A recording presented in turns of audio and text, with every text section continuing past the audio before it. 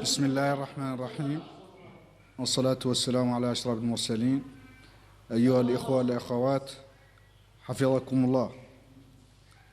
لدينا اليوم 191 حالة جديدة من كوفيد 19، منها 41 حالة مخالطة و150 حالة مجتمعية. كما سجلنا ولله الحمد شفاء 54 شخص كانوا تحت المتابعة، ونحزن لفقدان 3 شهداء في آخر 24 ساعة، يرحمهم الله جميعا. أما بالنسبة للحالة الاستشفائية على مستوى المستشفيات، فتم حجز اليوم 24 شخص جديد، من بينهم 5 لديهم أعراض بسيطة و19 لديهم أعراض أكثر خطورة من ذلك. كما أخرجنا 12 مريض من المستشفيات، تم شفاؤهم ولله الحمد. وإذن مجموع المرضى المحجوزين اليوم هو 134 مريض، من بينهم 83 لديهم أعراض خفيفة و51 تحت الرعاية المركزة. ويتوزع هؤلاء على المستشفيات على النحو التالي: مريض واحد في كل من كيفا وأطار وسيلي بابي وروسو والنعمة. في هذه المستشفيات كلها كل واحد منها مريض واحد في حالة عنده أعراض بسيطة لله الحمد. في مستشفى الأمومة والطفولة لدينا 4 مرضى، 2 في حالة حرجة و2 لديهم أعراض بسيطة. في مستشفى الصداقة لدينا 11 مريض، من بينهم 3 في حالة حرجة و8 لديهم أعراض بسيطة. في مستشفى الشيخ زايد 24 مريض، 13 في حالة حرجة و11 في حالة أحسن. على مستوى مستشفى أمراض القلب لدينا 27 مريض، 13 في حالة حرجة و14 لديهم أعراض بسيطة. في مستشفى العيون لدينا مريضان لديه في حالة أحسن بدون تعقيدات. في مستشفى أمراض الفيروسات وأمراض الكبد لدينا 13 حالة، كلها حالات حرجة، لأن هذا المستشفى هو محل العناية المركزة. أما في المستشفى الوطني فلدينا 48 مريض، من بينهم 7 لديهم في حالة حرجة. هكذا يكون إجمالي المرضى الذين تم حجزهم في المستشفيات منذ بداية الجائحة بلغ 1434، منها 162 كانت لديهم حالة حرجة و1272 كانت لديهم أعراض خفيفة. وتم إخراج 1295 إلى حد الآن من هذه المستشفيات بالشفاء ولله الحمد. Chers citoyens, la situation épidémiologique de la Covid ce jour se caractérise par la notification de 191 nouveaux cas, donc 41 cas contacts et 150 cas communautaires. On a enregistré également 54 guérisons et on déplore 3 décès. Yarhamuhumullah. Pour ce qui est des hospitalisations, nous avons interné au cours des dernières 24 heures 24 malades nouveaux, dont 5 avec des symptômes plutôt légers et 19 avec une situation plus sérieuse. Et on a sorti au cours des dernières 24 heures 12 malades qui sont guéris et qui étaient hospitalisés. Ainsi, aujourd'hui, on a un total de 134 malades qui sont hospitalisés.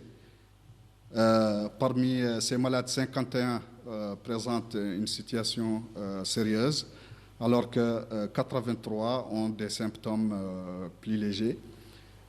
Et ces malades se répartissent ainsi qu'il suit entre les hôpitaux nationaux.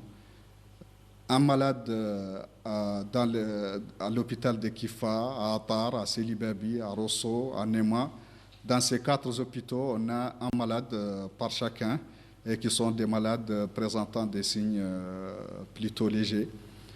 Au niveau du centre hospitalier mère-enfant, on a 4 malades, dont 2 en situation critique et 2 avec des symptômes légers. Au centre hospitalier de l'Amitié, nous avons 11 malades, dont 3 présentant une situation sérieuse et 8 avec des symptômes légers. 24 à l'hôpital Cheikh Zayed, dont 13 avec une situation sérieuse. 27 au Centre national de cardiologie, dont 13 aussi avec des soins intensifs. 2 malades à l'hôpital d'Ayoun qui ont des symptômes simples. Au niveau de l'INHV, l'Institut de pathovirologie, là où il y a la réanimation, nous avons 13 malades qui sont en soins intensifs. Et au niveau du centre hospitalier national, 48 malades, dont 7 en soins intensifs. Ainsi, le cumul de malades hospitalisés depuis le début de la crise est de 1434, dont 162 étaient en soins intensifs et 1272 étaient hospitalisés pour des soins moins compliqués. Et parmi ce total de malades hospitalisés, on en a sorti 1295 avec guérison. Le reste de la situation est présenté par mon collègue, le directeur de l'information stratégique et de la surveillance épidémiologique, le docteur Mohamed Mahmoud. السلام عليكم ورحمة الله وبركاته. إذا واصل الوضعية الوبائية خلال 24 ساعة. إجمالي الإصابات منذ بداية الوباء 10971، من ضمنها 8314 من المخالطين و2474 من الحالات المجتمعية، 183 من الحالات الوافدة.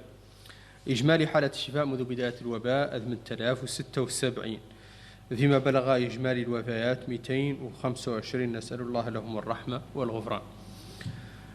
بالنسبة للحالة النشطة 2670، من ضمنها 2536 بدون أعراض، 83 بأعراض خفيفة، وكذلك 51 بأعراض خطيرة، نسأل الله لهم الشفاء.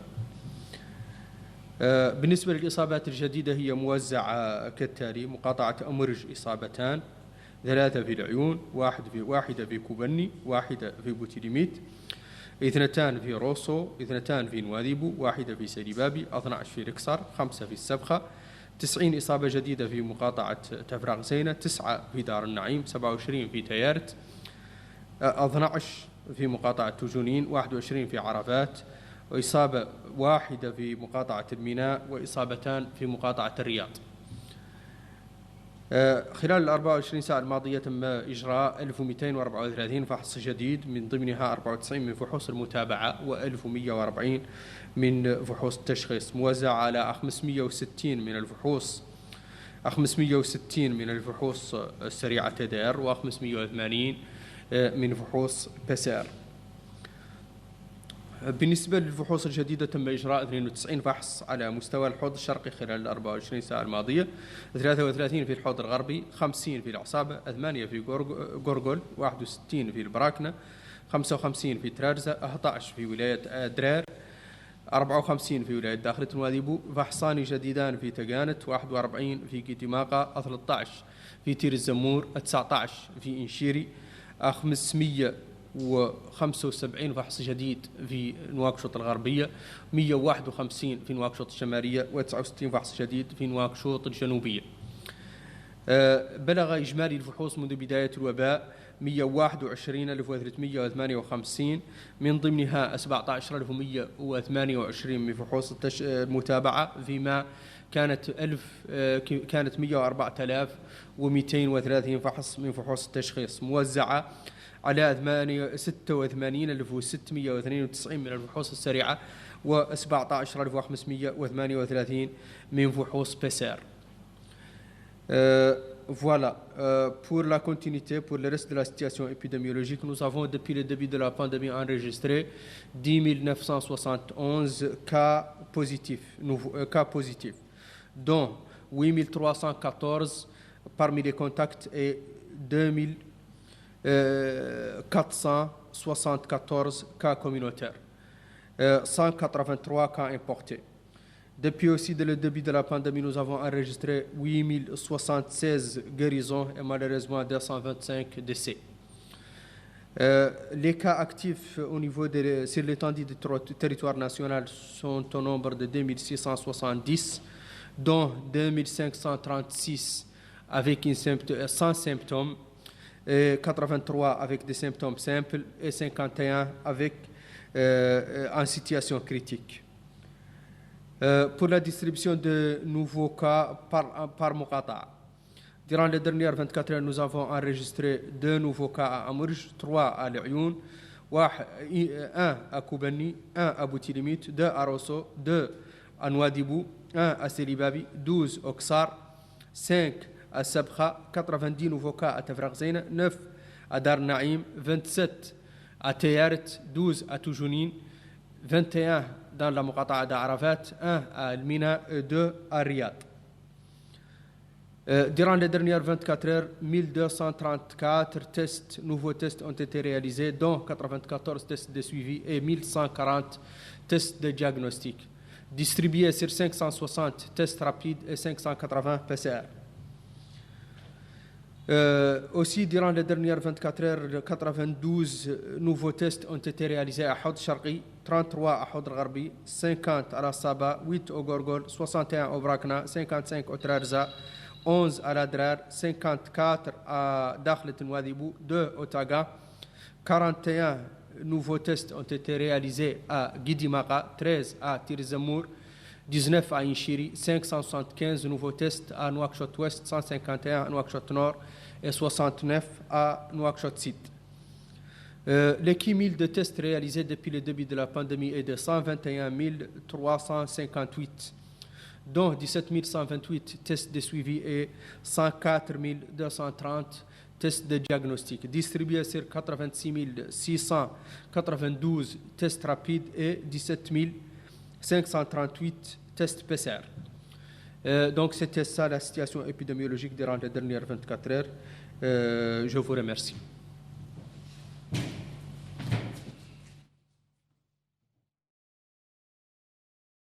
Merci, docteur.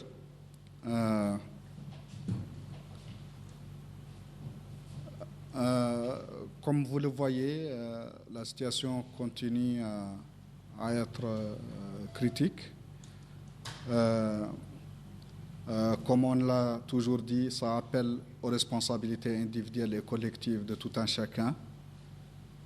La consigne reste la même, c'est rester à la maison, ne pas sortir qu'en cas de besoin vraiment pressant, ne sortir qu'avec un masque, éviter les attroupements, se laver la main au retour à la maison et prêter attention particulière aux personnes âgées et personnes atteintes de maladies chroniques.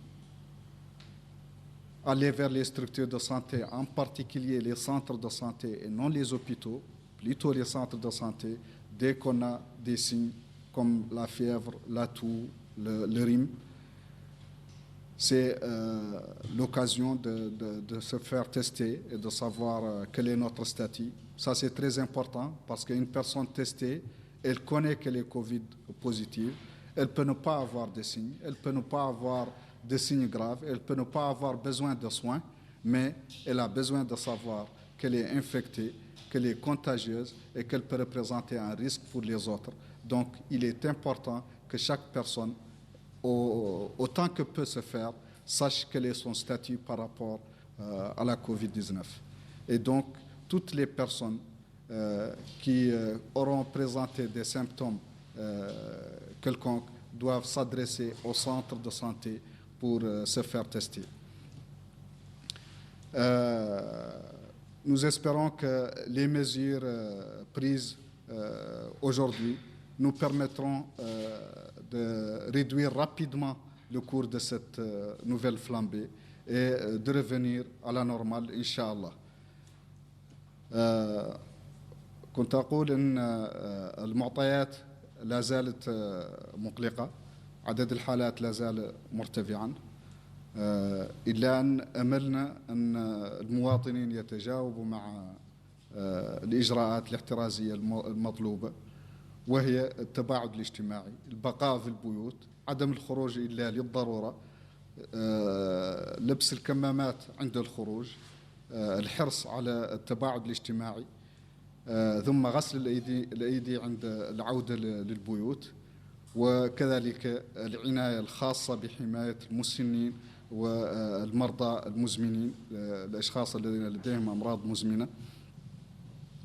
هذا بالإضافة للتوجه إلى المؤسسات الصحية القاعدية، أي المراكز الصحية وليست المستشفيات وإنما المراكز الصحية.